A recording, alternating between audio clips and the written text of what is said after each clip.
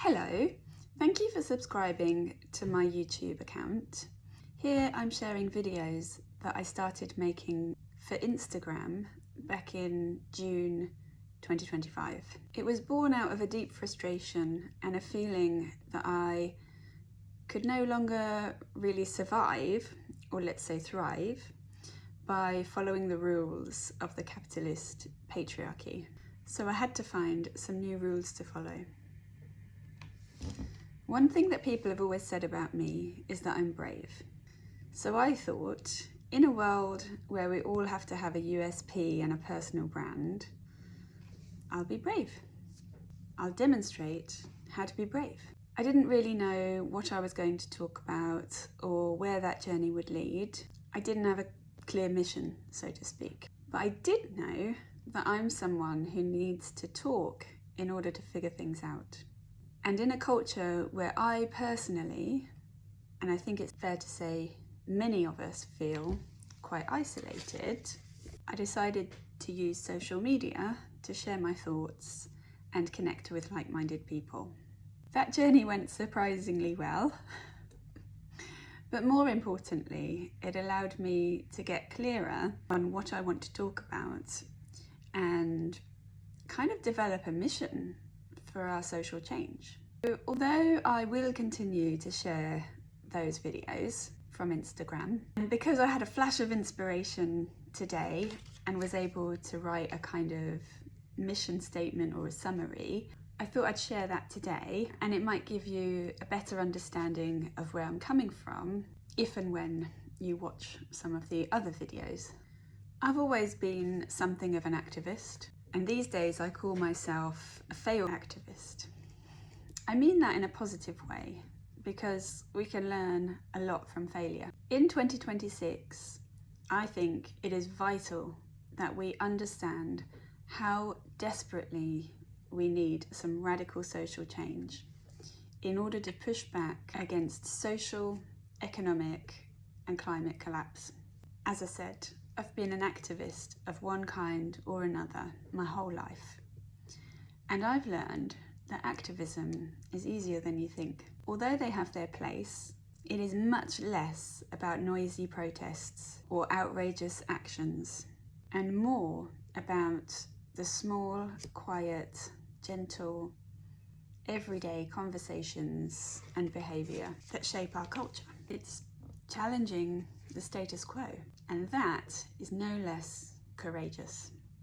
In fact, taking small personal risks can be more courageous in a culture that demands conformity. The activism we need now is to love our enemies, to build relationships with people we think are different from us. It's about learning to regulate our emotions so that we can have less emotionally charged conversations with other people about the things that matter to us. Our values, our identity, and politics. Because negative emotions usually come from a place of fear, we all, men and women, need to start by healing ourselves from the brutality of a patriarchal culture that uses fear to control us. This is a very difficult thing to do because we all think our own culture is normal, and we usually don't recognise how damaging our socio-economic structure is. We don't recognise the damage we are doing to each other. So it starts with self-awareness, with being honest, with accepting that we as individuals might have behaved badly, to feel ashamed, to be sorry, and then to change our behaviour. Behave better. Operate from a place of love instead of fear. The reason I see women leading this change, and particularly women of colour, black women, is because as a woman living in a patriarchal culture, we've found it more challenging, suffered more, and been able to identify and understand the problems first. Now we talk about it not to blame men, not for you to feel bad about yourselves, but to help you heal. and live more freely. Because when you join us, that's when the world will change. We certainly can't do it alone. It takes a lot more bravery to go on that journey than it does to respond with anger and to use physical force or violence to get what we want. I am confident that these skills can be learned, because while I'm certainly not perfect and I make a lot of mistakes, I've had to develop those skills myself.